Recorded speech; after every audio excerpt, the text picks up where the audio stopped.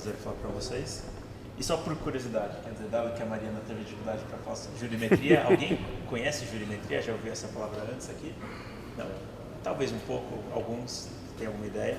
Então, quer dizer, para quem nunca ouviu, eu gostaria de, pelo menos nessa apresentação, que vocês saibam o que é jurimetria e talvez tenham tanto interesse no assunto quanto eu tenho. É um assunto bem interessante e que eu acho que vem crescendo muito nos últimos anos, aqui no Brasil e no mundo. Então, quem sou eu? Atualmente eu sou professor na Universidade Federal de São Carlos, no departamento de estatística. Eu dou geralmente disciplinas de estatística bayesiana ou probabilidade básica, às vezes eu dou. E eu também sou membro do Conselho Científico da Associação Brasileira de Jurimetria, que tem a sede em São Paulo e eles trabalham com vários problemas nessa área. Eu fiz graduação em estatística pela Universidade de São Paulo e graduação em Direito pela Pontifícia Universidade Católica em São Paulo também. E depois eu fiz o doutorado em Estatística pela Carnegie Mellon University, lá em Pittsburgh. Então isso meio que já revela quais são os elementos da jurimetria. Quer dizer, o júri vem de direito, né? Metria é mensuração de alguma forma, analisar dados jurídicos de uma forma quantitativa. Eu vou apresentar para vocês ao longo desse tempo vários projetos que eu participei de jurimetria, e é claro que ninguém consegue fazer projetos sozinho, né? Então teve algumas, eu coloquei orientando só pela força do hábito, mas na prática são orientandas, né? Quer dizer, tem 4 mulheres aqui que foram orientadas, incríveis alunas. Teve a Michele, a Gabriela Massoni, a Márcia Silva e a Carolina Thompson. Elas trabalharam em vários dos projetos que eu vou mostrar para vocês. Eu também tenho vários colegas na Associação Brasileira de Jurimetria que contribuíram muito para a obtenção dos dados e para algumas das análises. Então tem o Fernando Correia e o Júlio Trescente, que eles são realmente o braço forte para a obtenção e análise de dados lá da Associação Brasileira de Jurimetria. E tem o Marcelo Nunes, que é um advogado, presidente da associação, e eu acho que ele foi a pessoa que teve a primeira tese de doutorado no Brasil em jurimetria. O Júlio Trescente, ele é um incrível programador, e se vocês entrarem no GitHub dele, que eu deixei o link aqui, tem vários pacotes para manipulação de dados do direito.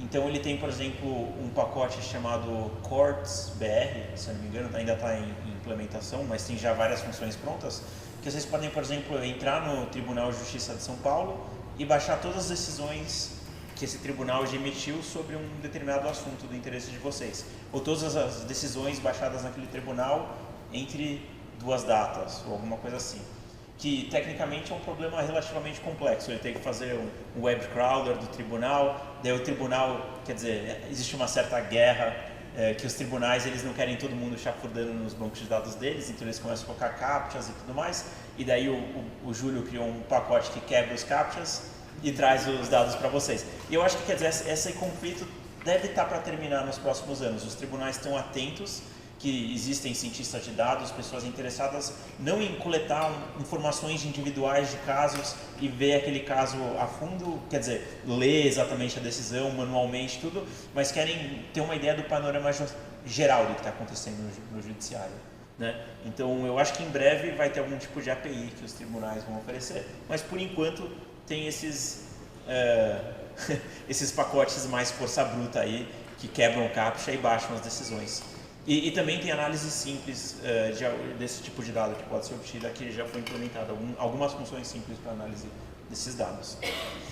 E com isso, de certa forma, eu já estou revelando que, de certa forma, os dados que eu trabalho ou que aparecem na jurimetria são, de certa forma, o contraponto aos dados que o Rodrigo, não, que o Rodrigo apresentou antes. Eles definitivamente não são tabelas.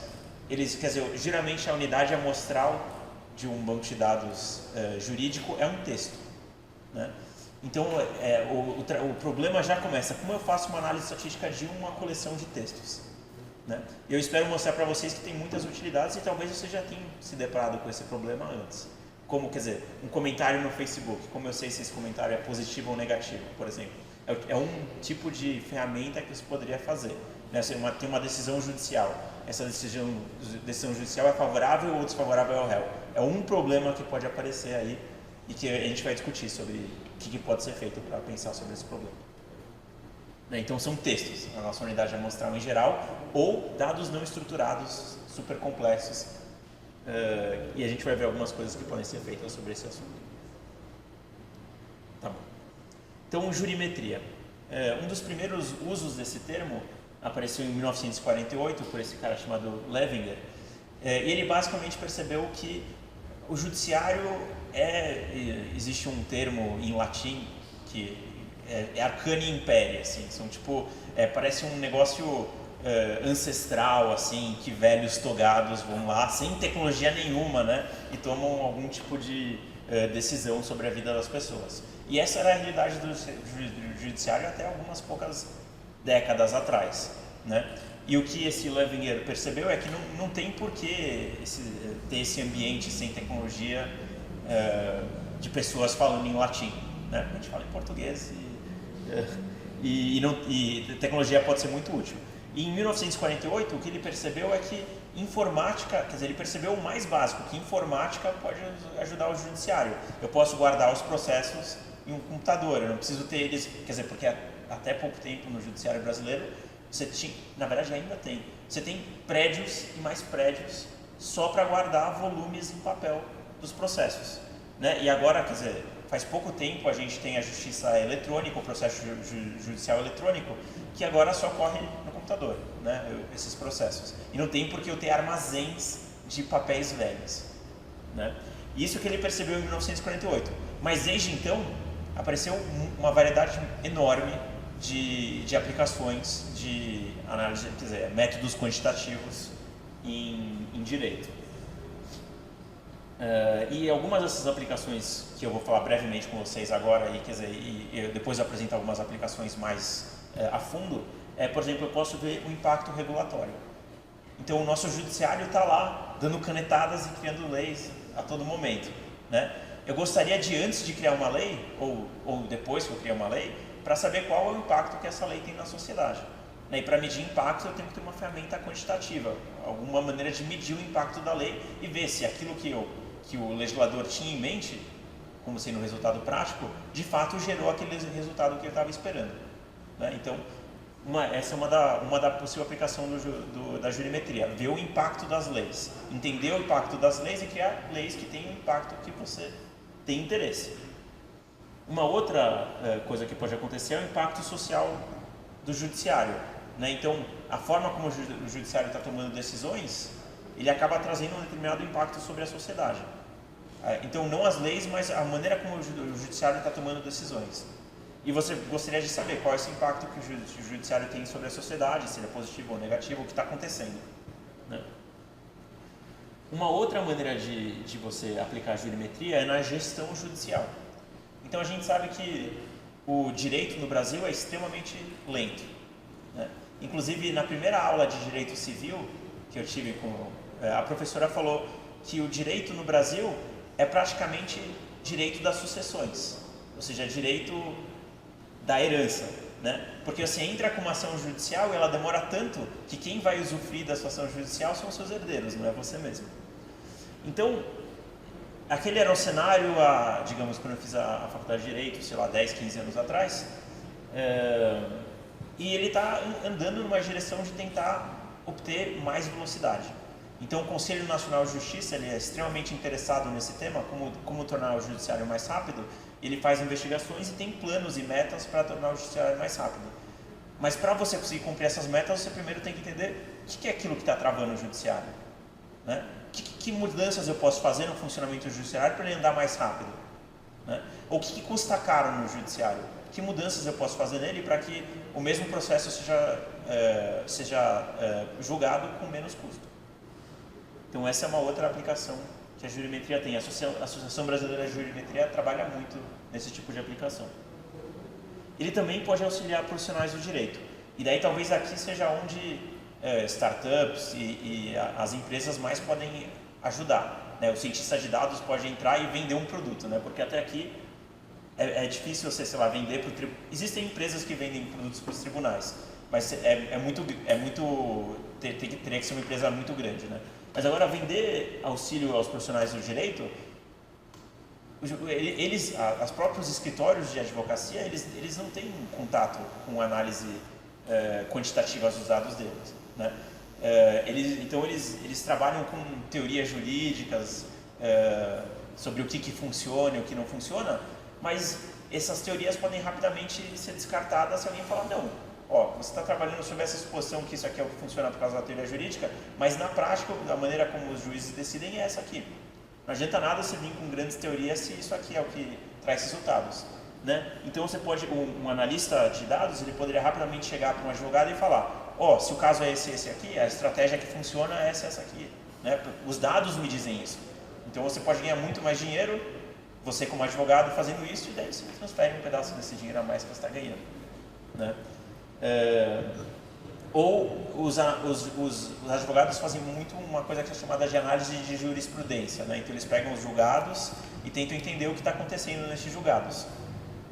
Se você tem vocês têm ferramentas que conseguem de alguma forma resumir textos, né?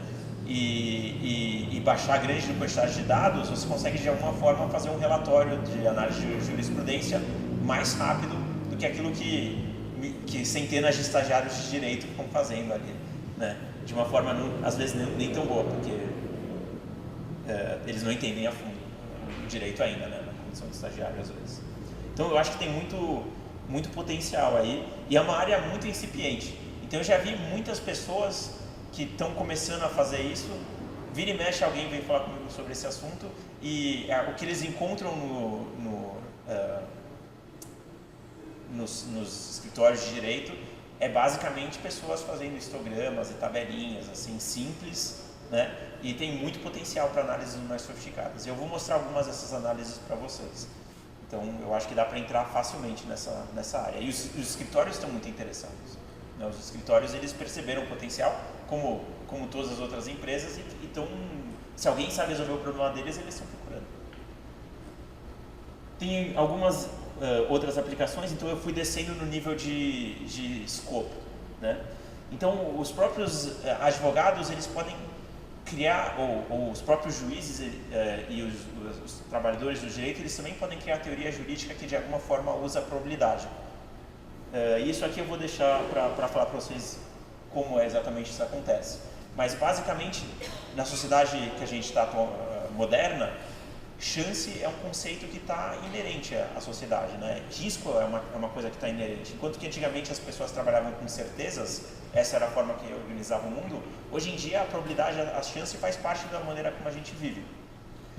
E é inevitável que existam problemas modernos em que probabilidade é um elemento crucial, e se os juristas eles ficam trabalhando com esses conceitos sem usar estatística, probabilidade, de alguma forma, acabam tendo soluções que não conseguem lidar com os dilemas modernos e resolver esses problemas. Então, talvez tenha algum espaço aí para os juristas. E, é claro, tem ciência forense, que eu acho que talvez para essa audiência seja o menos interessante, talvez, que, quer dizer, é o cara do CSI ali, né? Então, sei lá, exame de paternidade, você tem que saber, você tem que fazer exame de DNA, que tem um modelo probabilístico por trás. E, portanto, existe um pouco de jurimetria aqui. Existem revistas, muitas revistas baseadas em probabilidade e direito, que são baseadas em ciência forense. Mas eu diria que, dentre todos esses temas que eu coloquei aqui, esse é o tema que está mais resolvido. Que, basicamente, o direito ele tem assistentes judiciais, peritos judiciais, que vêm e entram com a parte probabilística, e daí o juiz ouve e toma a decisão dele baseado nisso. Mas já tem muitos artigos escritos sobre o assunto, como analisar DNA, como analisar uma amostra de sangue, é um problema relativamente resolvido, né? Então, esse aqui eu nem vou falar muito a respeito, porque eu acho que já está resolvido esse problema, basicamente. Mas, só para completude, então essas áreas aqui, e eu aposto que tem muitas mais. Então, vira e mexe tem alguém que tenta definir jurimetria, falando, só uma pessoa de jurimetria quem faz isso aqui, né? Mas basicamente eu prefiro definir como uma aplicação de métodos quantitativos ao direito, e se você me surpreendeu, eu estou curioso para ver mais aplicações, e definitivamente eu acho que a área recebe mais aplicações que essas. Tá bom. Então vamos começar a falar sobre alguns casos, vamos falar um pouco sobre a carne aqui, menos generalidades, né? Então, vamos começar falando sobre impacto regulatório. De que forma eu posso analisar as consequências das leis usando métodos quantitativos. Eu vou falar uma maneira de analisar o impacto regulatório que envolve tanto um pouco de teoria para prever qual é o resultado de uma lei, quanto um pouco de análise empírica para ver qual está sendo efetivamente o resultado da lei.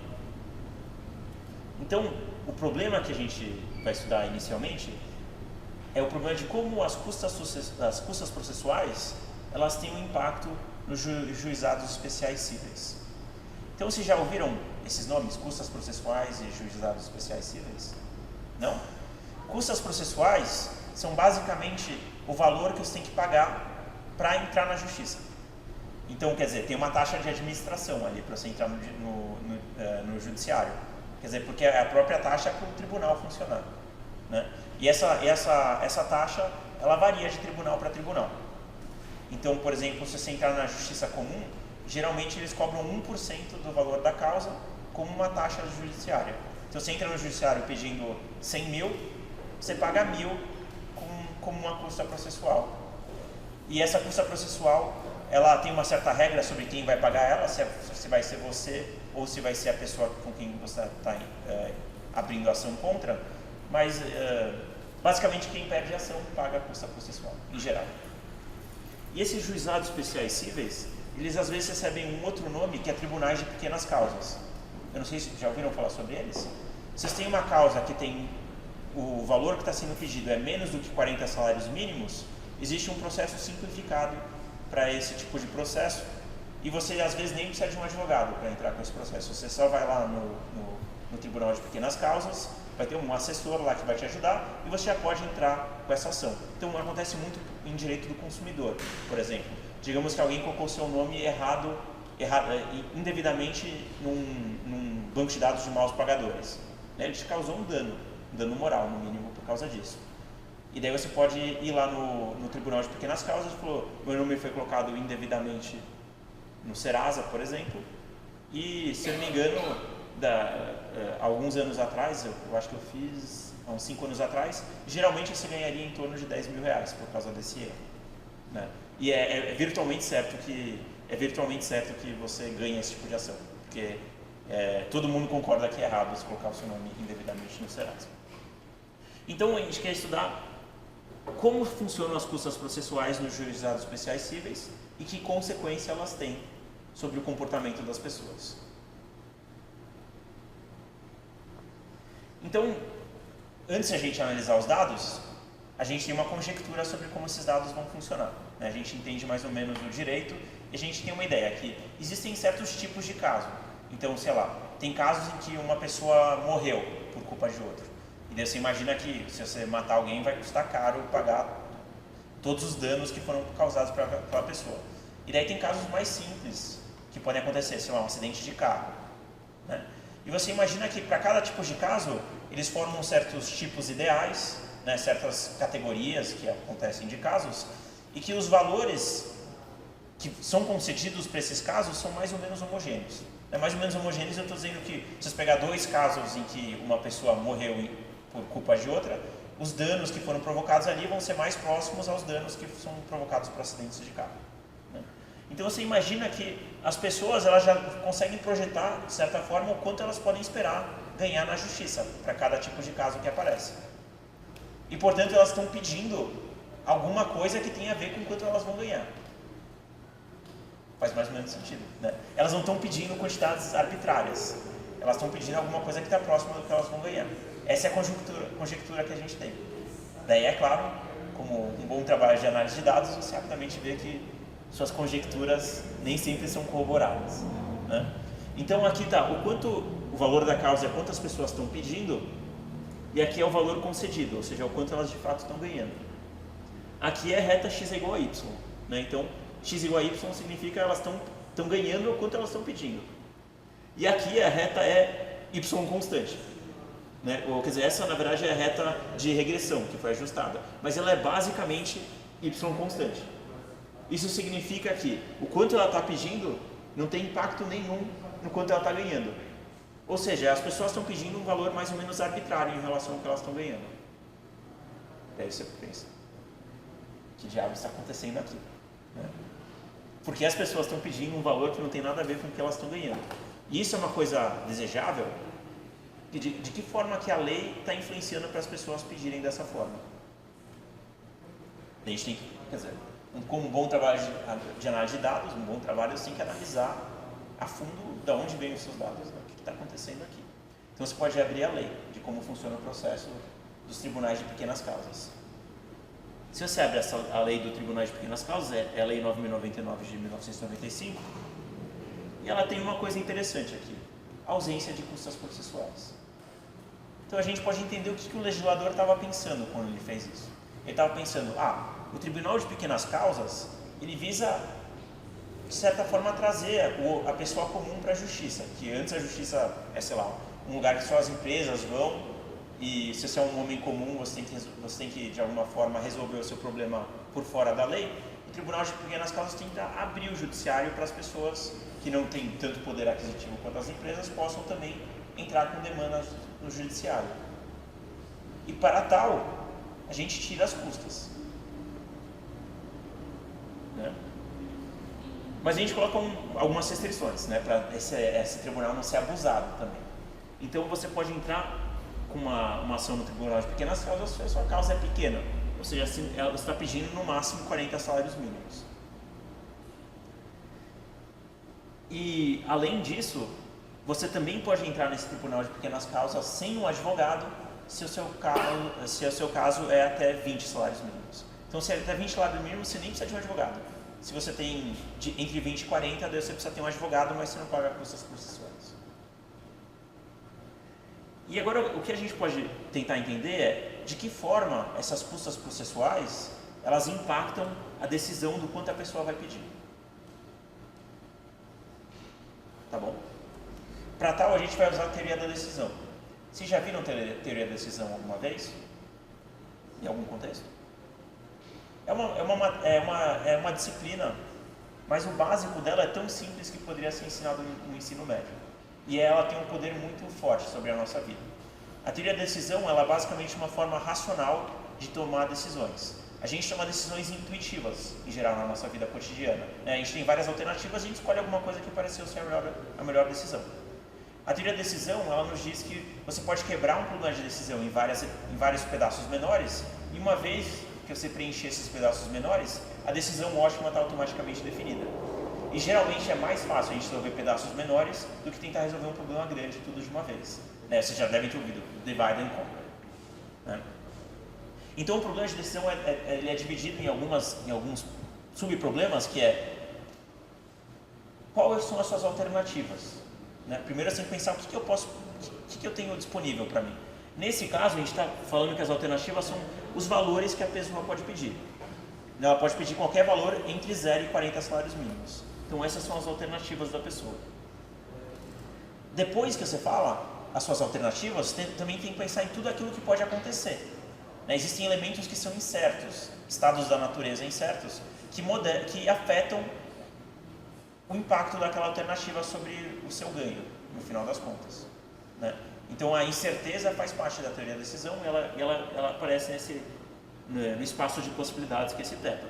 Então o que pode acontecer no judiciário? O juiz pode aceitar ou não aceitar o seu pedido, e se ele aceitar o seu pedido, também tem um maior valor que ele estaria disposto a conceder para você. Você não sabe o maior valor que ele está disposto a conceder para você em geral. Né? Você só vai saber depois quando ele der a sentença.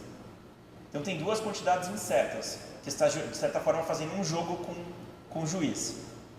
Você vai dar procedência ou improcedência para a minha ação e o quanto eu estou disposto a conceder para mim. E depois, o último elemento que você tem que definir é a utilidade. Então, para cada alternativa que você escolher e para cada estado da natureza que pode acontecer, o quanto você ganha. Tá bom? Então, a utilidade aqui eu modelei usando essa função aqui. O que ela está dizendo para a gente? Ela está dizendo o seguinte: se a sua ação for improcedente, ou seja, se o juiz dizer que você não tem a razão, daí você vai ter que pagar uma porcentagem daquilo que você pediu. Né? E a porcentagem é o valor T que eu coloquei aqui. Então, se a sua ação for improcedente, digamos que você pediu 100 mil, você vai ter que pagar 1.000. Se a sua ação for improcedente e você pediu 1 milhão, você vai ter que pagar 10 mil. Então, de certa forma, você está vendo que essa taxa judiciária está fazendo um contraponto negativo para o quanto você pede, né? Porque se você pedir e perder, se você pedir muito e perder, daí você vai ter que pagar muito. Então, de certa forma, a taxa judiciária é um contraponto. Por outro lado, se você ganhar, você vai ganhar um mínimo entre aquilo que você pediu e o máximo que o juiz estaria disposto a te pagar. Porque existe uma lei que diz que o juiz não pode dar uma sentença ultra petita. Ou seja, ele não pode dar mais do aquilo que você pediu. Então, se você pediu menos do que o máximo que ele está disposto a pagar, ele só pode dar aquilo que você pediu. Se você pedir mais do que o disposto do que ele está disposto a pagar, ele só vai te dar o que ele está disposto, o que ele acha que você merece, né? Então, isso aqui, de certa forma, só esse lado da equação está te incentivando a pedir o máximo possível, porque você quer pedir mais do que o juiz está disposto a pagar, né? Então tem um certo balanço aí. De um lado está sendo incentivado a pedir um monte, e do outro lado está sendo incentivado a pedir pouco, para pagar pouco em custas processuais. Mas está querendo pagar um monte para receber tudo que o juiz está disposto a te pagar, né? E a teoria da decisão nos diz: uma vez que você falou todos esses elementos, eu posso te falar qual é a sua decisão ótima. Que é uma coisa interessante. Qual é a sua decisão ótima com esse problema é difícil saber. Mas a teoria da decisão fala: uma vez que você me falou todos esses elementos, a sua decisão ótima está determinada. E nesse problema é muito simples, tá bom? Eu não vou entrar nas contas aqui, mas as contas são elementares. Basicamente ele fala: eu quero tirar a esperança. Vocês já viram esperança, né? Quer dizer, a esperança que aparece em probabilidade é o valor esperado disso aqui. O θ1 é uma Bernoulli, é uma variável que assume o valor 1 ou 0, então é fácil tirar a esperança de θ1. E o θ2 é uma variável contínua aí que você está tirando a esperança. E se você tem um mínimo entre uma variável contínua e uma constante, dá para fazer essa esperança, não tem nada muito complicado, né? Então, mas eu pulei as contas, se vocês tiverem interesse, o artigo está publicado. Eu não tenho a referência aqui para vocês, mas foi publicado em 2015 numa revista de direito bancário. Então, se alguém quiser, depois pode mandar um e-mail que eu passo a referência. Mas o que aparece? A decisão ótima é o 1 menos T, 1 menos P sobre P percentil do quanto o juiz está disposto a te pagar. Isso é difícil da gente mentalizar, mas vamos simplificar um pouco. Então, vamos dizer que eu tenho 50% de ganhar a ação. Se você tem 50% de ganhar a ação, vai dar 50 sobre 50 e ele desaparece, né? Então vai sobrar só 1 menos T percentil. O que isso significa? Para todas as ações semelhantes à sua, você pode construir um histograma daquilo que o juiz tipicamente deu do que o juiz tipicamente concedeu para as pessoas naqueles casos, né? E daí você sabe a distribuição do que o juiz está tipicamente disposto a conceder. Esse percentil está dizendo, se a taxa processual é 5%, daí você vai olhar um valor tal que 95% das decisões é menor do que esse valor. Isso seria 95% de percentil, né? Então, se a taxa processual é 1%, se as custas processuais são 1%, a sua melhor estratégia é pegar um valor tal que 99% das decisões, para casos semelhantes aos seus, são inferiores àquele valor. E olha só, isso já tipicamente daria um valor relativamente grande, mas é um valor conservador, porque como as custas processuais que você está pagando são pequenas, você está disposto a arriscar para não perder muito em relação ao que o juiz está disposto a te conceder. Mas é claro, quando t é igual a 0, quando você não tem custas processuais, você quer o 100% percentil. Então, o maior valor possível, que é 40 salários mínimos, né? Então, no GEC, as custas processuais são 0. Então, um agente racional, ele não tem razão. Isso aqui está justamente falando para a gente como o valor pedido está variando ao longo do tempo. E aqui é o quanto é 40 salários mínimos ao longo do tempo, e aqui é o quanto é 20 salários mínimos ao longo do tempo. E vocês podem ver que, de fato, tem uma nuvem enorme de pontos perto da reta de 40 salários mínimos. e também tem uma nuvem grande de pontos perto de 20 salários mínimos. Isso aqui é aquele detalhe a mais que eu tinha falado para vocês, que se você pedir até 20 salários mínimos, daí não tem advogado envolvido. Né? Mas a gente podia até colocar dentro do problema de decisão, ter ou não ter advogado. Né? E daí a gente, de alguma forma, provavelmente a gente conseguiria deduzir quando vale a pena você estar na reta vermelha ou estar na reta amarela. E os nossos dados até têm algumas coisas engraçadas. Então, se vocês olharem aqui, tem pessoas pedindo 40 salários mínimos, e daí de repente aqui o advogado não notou que o salário mínimo mudou. Então eles ainda estão pedindo o salário mínimo anterior, fora do período. Né? Então a gente pega alguns fenômenos engraçados, as pessoas têm algumas irracionalidades. Né? Mas todo banco de dados é assim, né? O banco de dados sempre tem uma história curiosa para contar pra gente. Tá bom. Então isso eu queria mostrar para vocês basicamente, e portanto a jurimetria está dando uma ferramenta para discutir. Tem um problema, as pessoas elas estão pedindo valores que não tem nada a ver com o que elas vão pedir. Isso é caótico, é instável, é esquisito. Né? Uma maneira de controlar isso é pela taxa processual, mas a taxa processual ela abre um problema social importante, que por um lado ela reduz um pouco o acesso à justiça, por outro lado ela cria uma ordem nos valores que estão sendo pedidos. E daí, com base na jurimetria, as pessoas podem valorar o que é mais importante nesses casos e decidir se cabe ter alguma taxa processual e o quanto. Porque o valor da taxa processual a gente vê que ela também tem um impacto sobre o quanto a pessoa vai pedir. Né? Então, talvez 1% seja muito, então 0,5% ou 0,25%, a gente só sabe que se pedir zero, vai ter esse fenômeno que as pessoas pedem o máximo possível. E a gente vê de fato nos dados. Tá bom. Então agora eu queria falar uma outra questão de impacto regulatório. Esse eu vou entrar menos a fundo para a gente conseguir ver mais coisas. Mas existe o processo de adoção no Brasil. E ele tem um paradoxo interessante que também aparece nos dados. Tá bom? Então, análise que eu estou pegando aqui, ela foi basicamente o que aconteceu como resultado de um projeto do Justiça e Pesquisa 1. Então, o Justiça e Pesquisa é uma série de editais que são abertos pelo Conselho Nacional de Justiça. Né? Então, o Conselho Nacional de Justiça é o topo ali do judiciário que está tentando, ele é responsável por fazer com que o judiciário funcione bem. Né? E o Conselho Nacional de Justiça ele abre um monte de pesquisas que podem ser, qualquer pessoa pode participar desses editais a princípio, para estudar essas questões de impacto regulatório e de gestão judicial. Né? Então, um desses editais, se eu não me engano, foi em 2015 o resultado, e o edital foi aberto em 2014, era justamente entender o que está acontecendo nesse processo de adoção. Porque tem um paradoxo que aparece, ou pelo menos uma coisa que causa uma certa estranheza.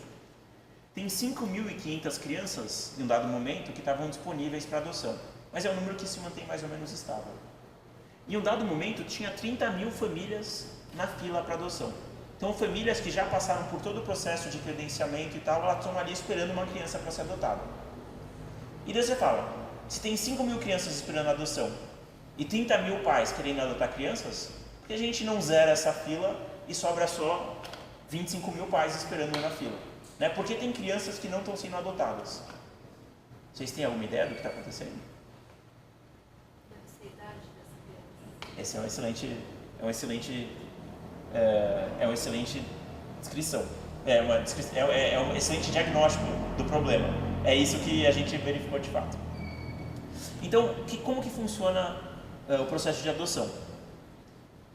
Existe um curso preparatório para os pais, né, em que eles aprendem sobre quais são os deveres deles como pais adotivos, quais são as consequências legais e muitas outras coisas para se preparar para adotar uma criança. Tem uma série de avaliações e entrevistas que um assistente social vai falar com esses pais, e dentro dessas entrevistas, na parte final, existe um questionário que é entregue aos pais, que eles podem falar um perfil da criança que eles estão dispostos a adotar. Né? Então eles podem falar, por exemplo, qual o gênero que eles querem adotar, qual a faixa etária, estado de saúde, etnia, um monte de coisas. E pode até ser, quer dizer, quando eu olhei isso aqui eu achei um pouco estranho, né? Porque ele pode colocar tantas restrições, né? A gente imaginaria que algumas delas não fazem tanto sentido numa sociedade moderna que a gente vive, né? Com menos preconceitos.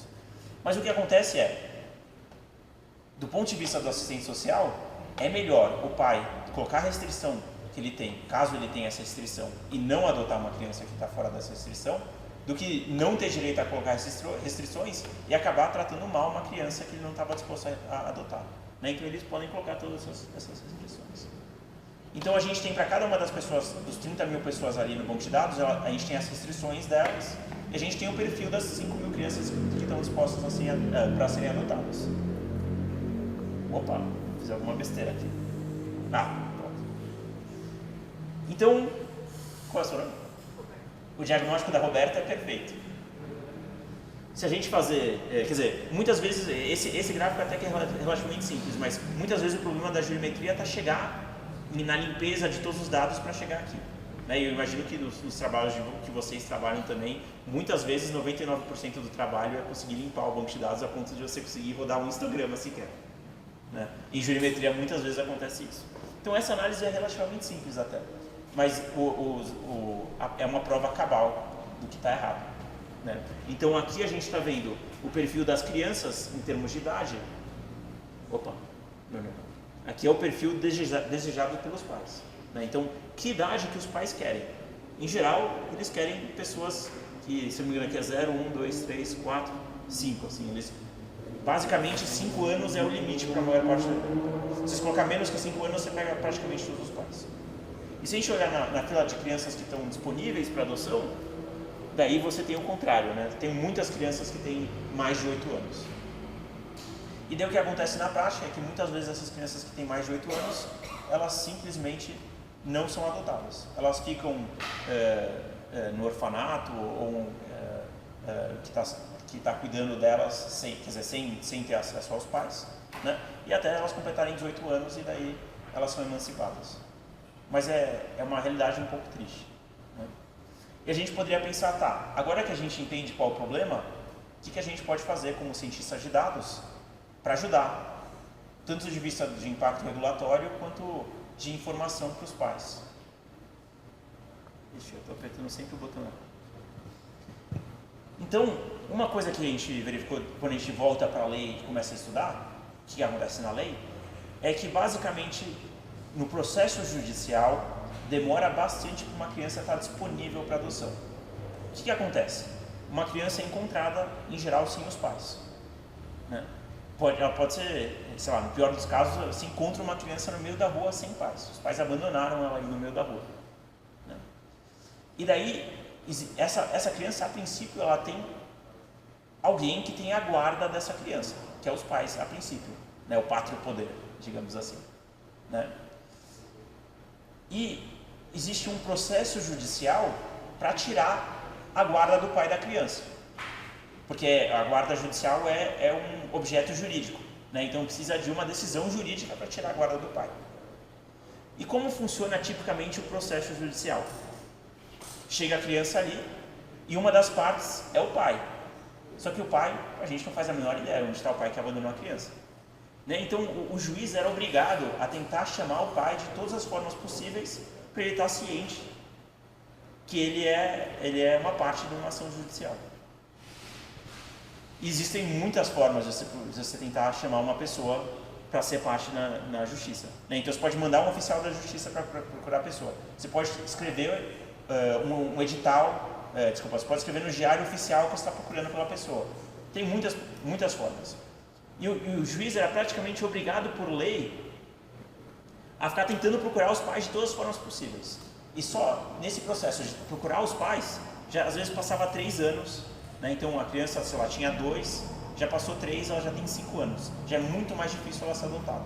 Né? Isso fora quanto tempo ainda vai demorar para a decisão ser tomada depois disso. Né? Então foi muito interessante ser descoberto que havia esse problema e uma vez que esse problema foi diagnosticado, entender qual é a lei que estava causando o problema e, portanto, poder ir para o legislativo e alterar o problema. Então teve uma proposta de lei, que agora já é uma lei, a Lei 13.509, que a BJ, a Associação Brasileira de Juriometria, serviu como uma assessoria para um deputado que agora não lembro o nome, mas esse deputado escreveu o projeto de lei baseado na análise quantitativa e alterou a lei para que agora o juiz não precise ficar tentando citar os pais de toda a forma possível. Ele pode ir direto para uma citação da forma que você, quer dizer, poderia talvez achar o pai, que é a citação por colocar no diário público, e se o pai não responder a essa citação, pronto, ele é revel e a guarda familiar foi tirada. É claro que tem uma disputa de valores aí. Por um lado, é uma coisa, pode ser dolorosa para um pai perder a guarda do filho, é claro, né? Mas por outro lado também é uma coisa muito dolorosa para o filho nunca ser encontrado pelo pai, ou ter sido abandonado pelo pai, e por esse processo de citação demoradíssimo, acabar não tendo a chance de ser adotado. Então teve uma certa flexibilização nesse processo de citação. Mas isso é só um pedaço do problema, né? Porque a gente ainda tem muitas crianças na fila de adoção aí para serem adotadas e que tem mais de 5 anos, por exemplo.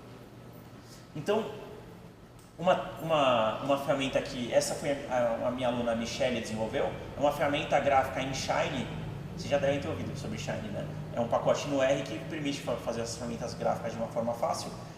Os pais, em vez de eles escreverem lá na entrevista o perfil que eles querem, né, numa folha de papel, eles já vão colocando no Shine aqui o perfil que eles querem, né? Então a pessoa poderia colocar, por exemplo, que quer adotar uma pessoa uma criança de 1 a 7 anos, por exemplo. E daí ela poderia colocar, por exemplo, feminino, masculino ou indiferente, é uma opção aqui. E por exemplo, a raça. E daí tem várias raças aqui que você pode colocar. E daí a ideia dessa ferramenta básica é que ela colocasse algumas projeções para os pais e para eles tiverem agora, tá bom, você pode colocar o perfil que você quiser, mas pelo menos esteja ciente daquilo que você está pedindo e de quais são as consequências disso para seus prospectos de adoção, né? Você realmente quer uma criança só nesse perfil e você vai ter uma baixíssima probabilidade de adoção, ou na verdade você foi um pouco restritivo demais e estaria disposto a colocar um perfil um pouco menos exigente para a criança. Então, por exemplo, aqui a Michelle colocou entre 0 e 4 anos, feminino e raça branca. Esse eu acho que é o perfil que é mais pedido pelos pais, em geral. E daí logo vem aqui, tá, se você colocar esse perfil, a probabilidade de que algum dia você consiga adotar uma criança é 0,06, né? 1 em 20. Você está disposto a realmente ter só uma chance de 1 em 20 de adotar uma criança? Ou você estaria disposto a colocar talvez de 0 a 6 anos, né? E mais, olha só, ele fala, se você não restringisse o sexo nem a cor da criança e você aumentasse o intervalo da faixa etária em 2 anos, você aumentaria a sua chance de adotar uma criança para 10%. Então ele dá uma alternativa aí, ele procura um perfil mais ou menos similar ao que a pessoa pediu e coloca uma opção que aumenta um pouco a probabilidade dela adotar uma criança. Então é uma forma de trazer essa informação para os pais e de uma forma que eles possam tomar uma decisão informada, né? E daí também ele fala, com esse perfil que você pediu, o tempo médio em dias, caso você consiga adotar uma criança, o tempo médio em dias até você adotar vai ser aí 2 meses, mais ou menos. Dias... 2 meses mais ou menos. E essa ferramenta a gente ainda está conversando com as pessoas responsáveis, as assistentes sociais, e talvez a gente consiga implementar. Mas essa aí foi feita no trabalho de conclusão de curso. Ainda tem algumas coisas a serem desenvolvidas nela a mais, para ela ficar, quer dizer, dá para ver aqui que essas janelas são bem feias e tal, tem que melhorar bastante ainda. Mas pelo menos eu acho que está próximo de cumprir uma finalidade que é informar os pais. E é alguma coisa que pode ajudar em muito essas crianças que estão esperando a adoção.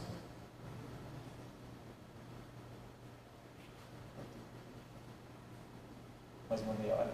Ou menos? 15 minutos, tá bom. Então tá bom. Eu vou tentar correr um pouco mais. Então, um outro problema que aparece é o de gestão judicial, né? Então, como mudar o funcionamento judiciário para ele ser eficiente. E um problema que a gente teve recentemente, é um problema que está terminando agora, então ele foi resolvido no Justiça e Pesquisa 3, é esse problema da unificação de serventias. Então, o que acontece na unificação de serventias? Tem 2 modelos para como os serventuários são, por exemplo, o escrivão, né, as pessoas que trabalham sob o juiz, né? E tem 2 modelos. Um deles é que cada juiz tem a equipe dele de serventuários.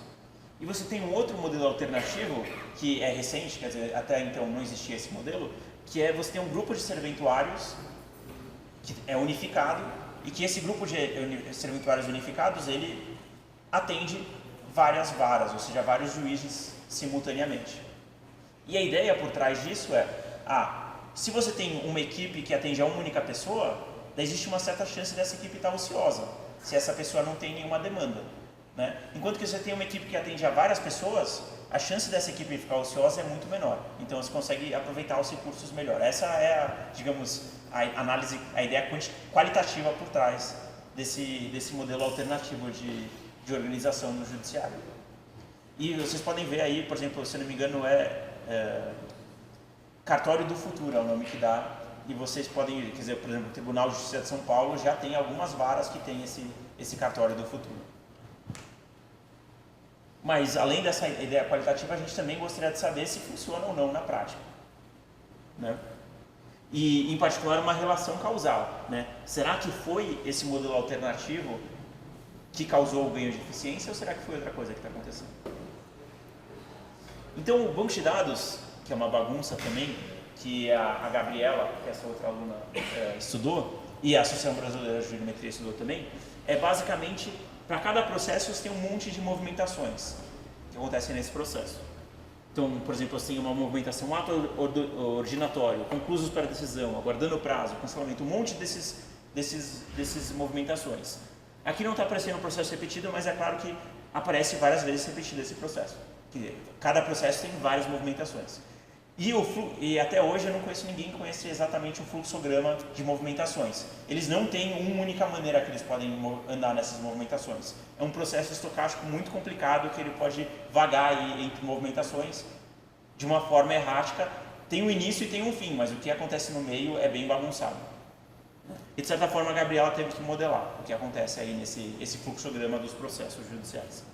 A gente tem a data em que cada uma dessas movimentações aconteceu e, portanto, uma vez que a gente tem a estrutura do processo, a gente sabe exatamente quanto tempo demorou entre movimentações. Né? A gente tem uma ideia de quanto tempo demorou cada movimentação. E aqui a gente tem o número CNJ, que eu resumi aqui, ele tem mais coisas, mas é basicamente um identificador único de um processo.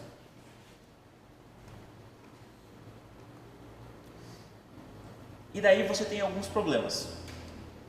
Existem vários tipos de movimentação e essas movimentações, algumas delas estão na mão do juiz, outras estão na mão dos serventuários, outras estão na mão das partes. Então, basicamente, o processo está ocioso. Né? Não tem nenhum recurso dos tribunais sendo alocado para resolver a parte.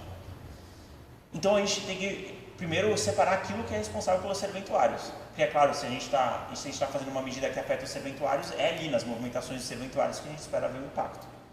Então a gente teve um trabalho ali para classificar quais são as movimentações dos serventuários.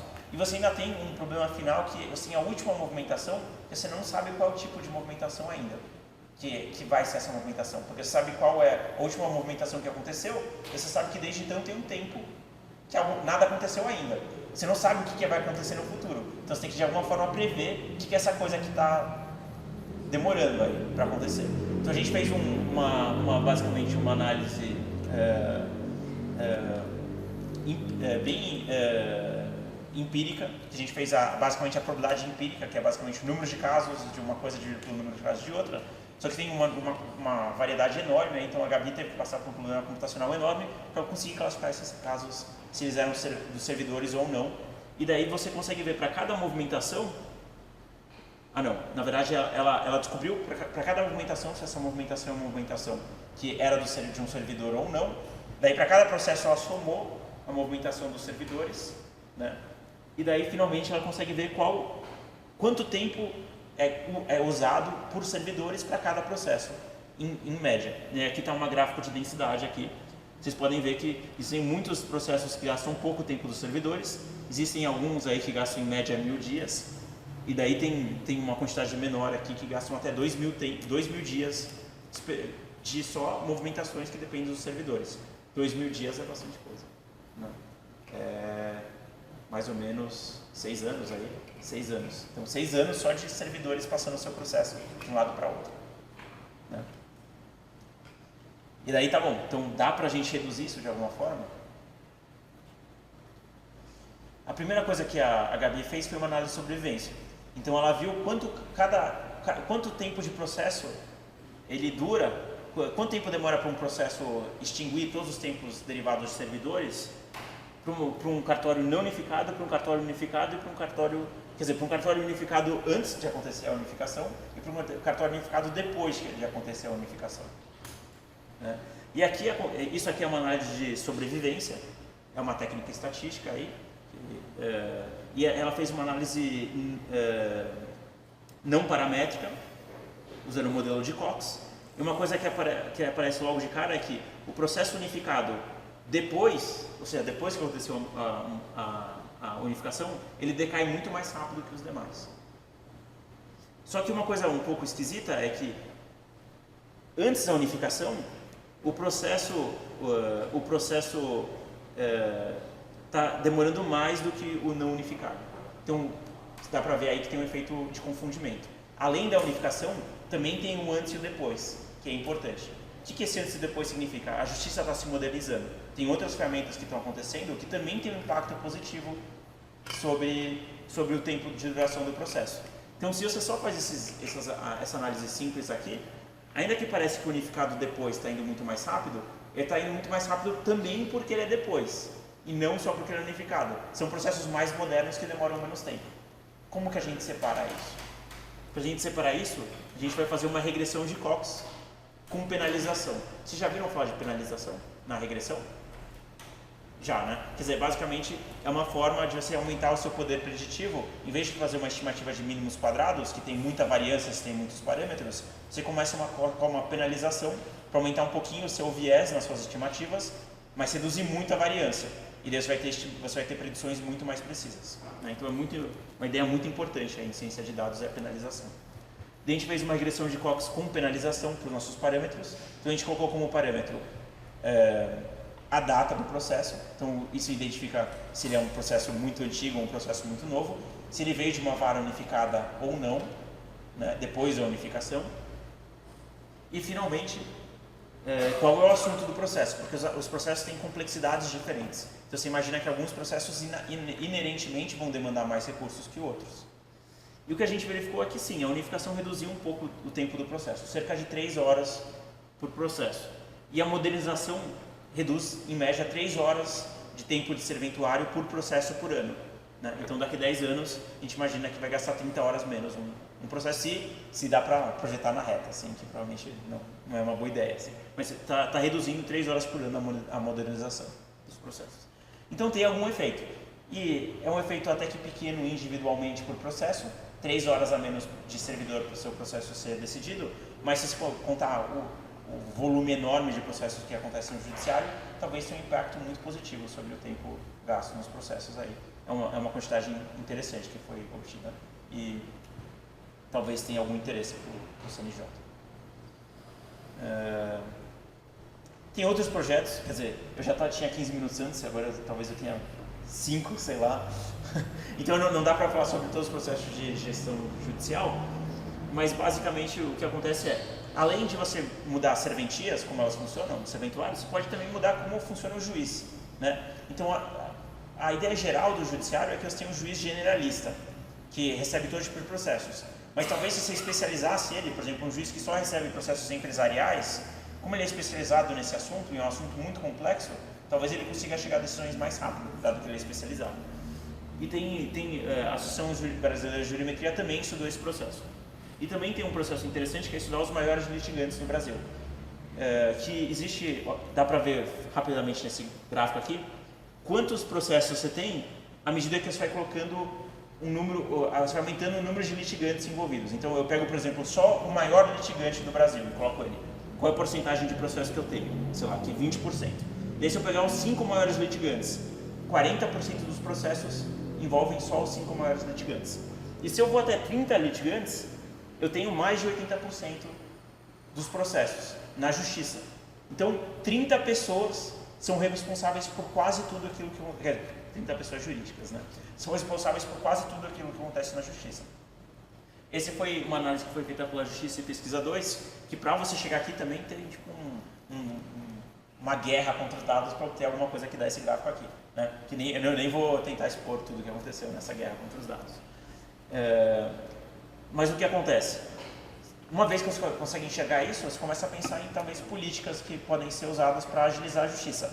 Tá bom, será que eu posso de alguma forma unificar vários casos que se referem à mesma pessoa para serem analisados de alguma forma todos ao mesmo tempo e reduzir, né? Quer dizer, se todos esses processos que são relativos a uma determinada pessoa jurídica são da mesma classe, envolvem o mesmo assunto, se referem aos mesmos fatos, será que não dá para de alguma forma você colocar todos eles ao mesmo tempo sob a análise de um juiz para tentar fazer uma análise mais rápida?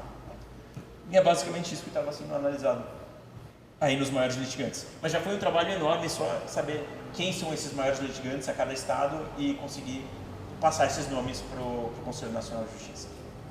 Isso foi no ano passado que aconteceu. E esses relatórios de justiça e pesquisa, eu coloquei um link aqui. Então, depois nas apresentações, se vocês tiverem curiosidade para ler esses relatórios, é só clicar no link que vai estar disponível aí para vocês lerem. E daí tem muito a fundo como os dados foram coletados, como a análise foi feita e tudo mais. Né? Mas não dá para falar sobre tudo isso agora. Eu queria só motivar vocês que esse é um tema interessante. Aqui também tem um outro projeto que apareceu, que para cada uma das câmeras, você vê em processo criminal qual é a probabilidade de você ganhar um recurso criminal ou não. E uma coisa muito interessante que então o provido aqui é o mais clarinho, até negado é o mais escuro. E você vê que tem um fenômeno muito interessante. Dependendo de qual juiz analisa o seu caso, a probabilidade de você ganhar pode variar muito. Então, se você entrou por quer dizer, digamos que você é um criminoso, e você entrou na quarta câmara aqui, que também é chamada afetuosamente de câmara de gás, a sua probabilidade de o seu recurso, de você ser absolvido depois que você entrou na câmara de gás é tipo 13%. Eles quase nunca dão uma decisão favorável ao réu. Enquanto que aqui, a câmara 12, a sua probabilidade de você ter um recurso provido é muito maior, né? Chega a quase 50%. E isso gera uma certa perplexidade, porque tem essa variação tão grande entre os juízes. E, se eu não me engano, a Associação Brasileira de Jurimetria publicou em algumas revistas resultados estudando isso. Eu não tenho muito tempo para falar sobre isso agora, mas vocês podem, eu acho que foi publicado na revista Valor, tem uma matéria sobre isso. Se vocês tiverem curiosidade, eu posso passar para vocês. Então, dá para ver que também dá para estudar de que forma os juízes estão decidindo e colocar uma certa lente sobre o judiciário, porque essas coisas estão acontecendo. Né? Coloca um pouco de pressão aí, porque isso aqui está acontecendo. Né? Mas tem algumas razões para explicar também porque isso está acontecendo. Auxílio a profissionais do direito. Rapidamente. Também tenho que pedir para você. Então, uma coisa muito interessante... Oi? Vai que vai, tá bom. Quando vocês falarem chega, eu paro. Não, mas eu tô acabando, tá bom? Eu fui cada vez mais rápido aqui. Então, determinação de assuntos. Esse é um tópico que eu tenho muito apreço. Eu te dou um texto e sem mais nada, só com base no texto, eu quero que um algoritmo me fale qual é o assunto desse texto. Isso é um tema interessante e relativamente sofisticado. Quer dizer, a ciência ainda está chegando lá. Já tem modelos bem sofisticados, mas eu acho que nada resolve 100% esse problema ainda. Então, a nossa unidade amostral é um texto, que é o que eu estava falando para vocês no começo. E depois que você fizer toda a limpeza no seu texto, então, por exemplo, você pode tirar os radicais, isolar as raízes das palavras, você pode ignorar por hora toda a estrutura semântica que não tem no texto e simplificar e só fazer uma contagem das palavras no texto, que é o que é chamado de bag of words. Vocês provavelmente já ouviram disso, né? Agora que eu tenho essa bag of words no texto, como eu posso determinar qual é o assunto de cada um dos textos? E um possível modelo, esse modelo é chamado Latent Dirichlet Allocation. Então, como ele funciona? Ele é um modelo probabilístico e eu vou explicar bem brevemente, eu não vou passar por tudo isso aqui, mas basicamente ele tem um modelo para como o texto é gerado.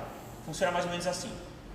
Cada texto ele pode ter um determinado tópico, né? Então tem tópicos de 1 a K. Cada um desses tópicos ele tem uma distribuição de palavras, né?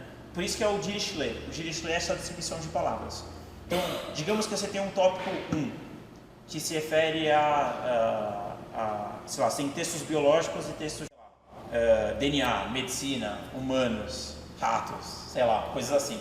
Né? E daí o tópico 2, a distribuição de palavras, talvez seja integral, derivada, estatística, programação, sei lá. Né?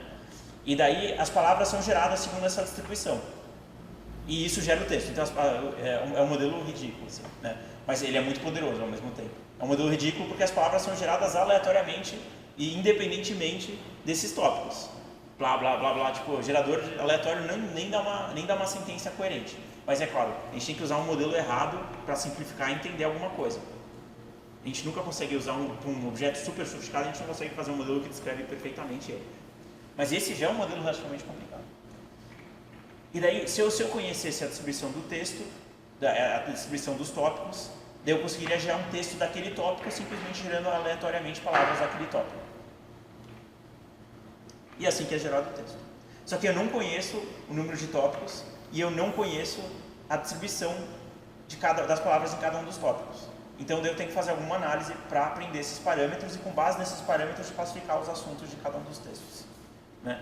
Então esses parâmetros eles são associados via uma técnica chamada Markov Chain Monte Carlo, que é uma técnica que é usada aí frequentemente em estatística bayesiana, ou Bayes variacional, que é uma técnica mais rápida em geral que o MCMC, para assistir muitos textos você acaba tendo que apelar para isso. Então tem um cara, se não me engano, no Google, chamado David Bly, que criou esse modelo e ele é muito usado para análise de textos, esse modelo, para determinar assuntos. E ele funciona muito bem também. Então uma coisa que eu fiz, só para testar, né, brincar um pouquinho, foi, eu peguei no TJSP, que é o Tribunal de Justiça de São Paulo, eu peguei 500 casos que tem uso capião. Vocês já ouviram essa palavra uso capião? É se, por exemplo, você tem um terreno e alguém sem pedir a sua autorização, ele faz uma casinha naquele seu terreno e vive lá 5 anos, depois ele pode entrar com uma ação de uso capião e falar, essa pessoa tinha um terreno abandonado, agora ele é meu, porque eu morei lá, né, a posse é minha, então o terreno vira meu. Então essa é a ação chamada uso capião. E eu também procurei por ações de paternidade, que são basicamente pessoas discutindo se um filho é ou não delas. Né? E depois que eu apliquei esse modelo de fatores latentes de Dirichlet, ele identificou que tem um tópico associado ao uso capião e que a palavra prevalente nesse tópico é imóvel. Né? Claro, se você está discutindo a propriedade de um determinado imóvel ou de um terreno, essa palavra é muito importante. E ele identificou automaticamente também, se você tem uma ação de paternidade, ela é caracterizada por palavras importantes, do tipo alimento, paternidade, são palavras que acontecem com uma frequência alta nessas ações. Então isso ele identificou automaticamente. Com base nessa frequência de palavras, ele também consegue classificar se um novo texto que você entrega para ele, se ele é uso capião ou paternidade. Né? É claro que eu peguei dois textos que usam palavras muito diferentes e daí ele consegue ir muito bem. Mas a gente pode pegar um caso mais interessante aqui. Então eu peguei 18 mil casos do Tribunal de Justiça de São Paulo e eu só procurei lucros cessantes. Eu deixei ele ajustar os tópicos envolvidos. E daí, ele naturalmente apareceu, tem casos aqui que envolvem danos morais, banco, conta, matéria, título, parecem ser casos que envolvem bancos de alguma forma, que tem bastante volume no judiciário envolvendo bancos. Daí você tem serviço público, privado, produto, consumidor, né? Isso aqui está de alguma forma pegando o direito do consumidor. Você tem um produto, alguma coisa, um serviço público, sei lá, saneamento básico, alguma coisa, direito do consumidor para certos serviços. Você tem contrato, privado, pagamento, imóvel contratual. Provavelmente isso aqui são contratos de locação, talvez, ou contratos que envolvem imóveis. E daí você tem veículo, acidente, seguro, culpa, trânsito, né? Acidentes de trânsito. Então ele está detectando automaticamente esses tipos de casos que aparecem na justiça e classificando os textos também, de acordo com qual é o tópico desses textos. E daí, né, o céu é o limite que você pode fazer depois que tiver esses tópicos. Então, vou pular, quer dizer, isso aí rapidamente, eu só queria mostrar para você o sabor de alguma coisa interessante. Isso aqui eu acho que é um dos maiores problemas que tem atualmente na jurimetria, não está resolvido, e uma pessoa que conseguir resolver perfeitamente, definitivamente ela tem um potencial enorme aí para empresas terem muito interessadas nesse problema, eu acho. A outra coisa que você pode dizer eu vou entrar no judiciário e eu tenho várias estratégias que eu posso ter. Qual é a melhor estratégia? Ou, em outras palavras, se eu entrar no judiciário com um determinado tipo de caso, eu vou ganhar ou não vou ganhar? Se eu ganhar, quanto eu vou ganhar? E agora, se eu tenho uma disponibilidade de entrar com várias estratégias judiciais, qual é melhor para eu ganhar o máximo possível. Então, os escritórios de advogado estão muito interessados nesse problema também. E isso aqui foi trabalhado, eu acho que o primeiro trabalho que eu tenho conhecimento foi trabalhado no mestrado do Júlio Trecente. E ele basicamente pegou vários casos de consumidor e ele viu 3 tipos de estratégia judicial: entrar no JEC sem advogado, no JEC com advogado ou na justiça comum. E ele queria saber qual é a melhor estratégia. Então ele baixou um monte de dados, se não me engano, 500 mil. Ele ajustou um diagrama, isso é uma rede bayesiana que ele ajustou para conseguir prever, para determinados perfis de caso, qual é o perfil do que vai acontecer, qual é a probabilidade do que vai acontecer. E, portanto, conseguir achar qual é a estratégia ótima para você maximizar o seu lucro no final. Ele já chegou a essa é a rede aqui, quer dizer, eu não vou entrar nos detalhes do que foi feito, mas ele basicamente chegou em várias estratégias interessantes, do tipo, se uma empresa de telecomunicações escreve seu nome em um cadastro de mal pagador indevidamente e uma relação de consumo e causa um dano moral a você, então o melhor que você pode fazer é entrar com uma ação no JEC com um advogado. E daí, se por exemplo, na mesma situação, o seu nome não foi inscrito num cadastro de mal pagador, então teve outros fatos envolvidos, daí o advogado não vai conseguir melhorar tanto assim quanto você vai ganhar, compensa mais para você entrar no JEC sem advogado. Né? Então tem um potencial enorme aí, inclusive para as pessoas saberem quando elas precisam ou não de um advogado, né? Para generalizar esse caso que o Júlio estudou. A análise dele foi, eu acho, extremamente precursora, mas ainda tem muito a melhorar na análise dele. Ele pegou, ao invés de fazer uma análise de textos que nem aqui que eu fiz antes, ele fez uma extração manual de variáveis no modelo dele. Então tem um potencial enorme para você pegar um texto, fazer uma extração automática de variáveis, com base nessa extração automática de variáveis, criar uma predição para o que vai acontecer no judiciário e com base nessa predição determinar qual é a melhor estratégia para a pessoa. Quem resolver esse problema basicamente está rico, não tenho a menor dúvida disso. Tem qualquer escritório, né, todo escritório está interessado nisso, só não sabe ninguém que sabe resolver, porque é um problema muito difícil. Mas quem resolver está rico. Daí eu acho que eu já exigi demais a paciência de vocês. Eu não vou entrar muito a fundo na teoria jurídica, eu só vou falar para vocês que tem um problema na teoria jurídica, que é como você quantifica uma chance perdida. Então, por exemplo, digamos que um médico ele causa um dano a você. Ele tem um diagnóstico errado, por exemplo. Por causa desse diagnóstico errado, seu braço é amputado. Se ele não tivesse causado esse diagnóstico errado, não necessariamente o seu braço teria deixado de ser amputado. Você perdeu a chance de não ter o seu braço amputado. Você não perdeu o não amputamento do seu braço. Você perdeu uma chance. E essa chance tem um valor, que não é o valor que você perdeu tendo o seu braço amputado. Ele tem menos do que o valor. Né? Então tem um problema enorme no direito. E o direito, quer dizer, tradicionalmente, são pessoas que têm... Tradicionalmente, está mudando muito agora, mas são pessoas que tradicionalmente tinham maior pavor de números. Eles tinham que trabalhar com esse problema que envolvia chance e chegavam em critérios bem peculiares. Né? E daí a gente, nesse artigo em 2014, a gente propôs uma técnica que envolve tanto uma conversa com profissionais do direito sobre o que eles esperam dessa quantificação de chance, quanto com especialistas em estatística, para, tá bom, dado que isso que os advogados querem, como você obtém estatisticamente essa quantificação da chance dessa forma que os advogados querem. Desculpa, não necessariamente os advogados, os profissionais do direito. Né? E eu não vou entrar, eu vou pular. Mas tem um caso emblemático aqui, que é o caso do show do milhão, que uma pessoa chegou no final do show do milhão e não tinha uma resposta certa. Então ela perdeu a chance de ganhar no show do milhão. E daí tem um debate enorme sobre como quantificar. Talvez vocês nem eram nascidos, né, no show do milhão. Vocês conheceram o show do milhão? Ah, tá. Não sou tão... mas enfim, o STJ, em uma decisão emblemática, ele reconheceu a perda de uma chance, que já foi um ganho enorme, mas eu acho que ele deu umas patinadas, e é isso que a maior parte das pessoas que estudam esse tema acha que ele deu uma pequena patinada na quantificação da perda de uma chance. É claro, foi incrível ele já ter reconhecido a perda de uma chance como um direito indenizado, foi uma vitória enorme para o judiciário, uma decisão muito corajosa, incrível do Supremo Tribunal de Justiça, mas eu acho que, quer dizer, humildemente, eu acho que poderia melhorar um pouquinho a forma como foi avaliada o dano. né? E eu proponho aí um método nesse artigo, se vocês tiverem curiosidade, está o link ali e tudo mais. Eu não vou entrar nos detalhes disso aqui. Mas basicamente ele falava, tá, de acordo com a probabilidade da pessoa de ganhar, vai aumentando o quanto ela ganha. É óbvio, né? Tipo, se ela tinha 100% de ganhar, ela ganhou 1 milhão. Se ela tivesse uma probabilidade menor, vai diminuindo. Mas tem várias coisas a considerar. Por exemplo, a versão a risco da pessoa, qual era a probabilidade de ela ganhar e tudo mais que o tribunal não considerou.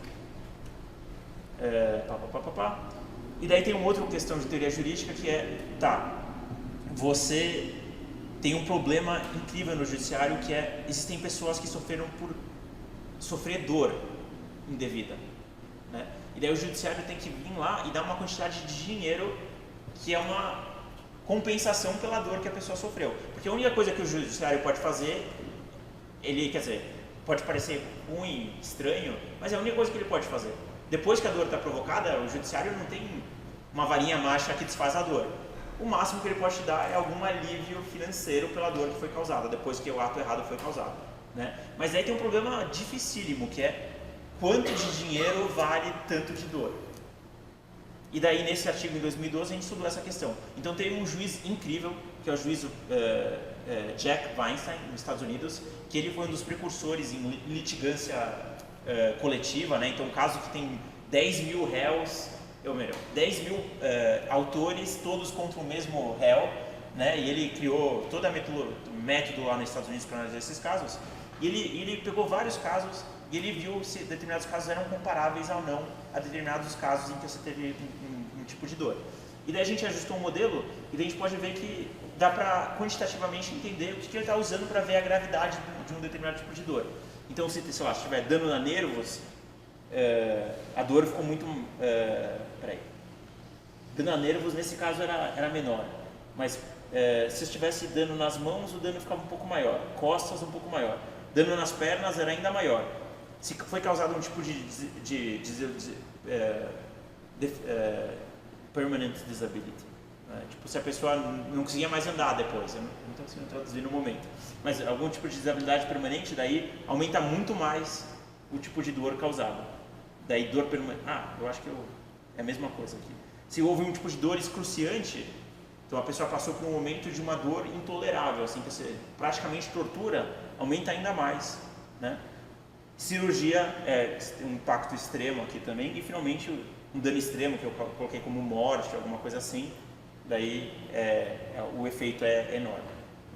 Então, de alguma forma, um método quantitativo, baseado em dados que um juiz deu para a gente consegue tentar fazer uma certa análise quantitativa da dor, segundo essa pessoa, e ver quais são os critérios que essa pessoa está adotando intuitivamente. A gente explicita ela por meio de métodos quantitativos para entender quais variáveis estão determinando aí a dor de uma pessoa. É isso. Obrigado.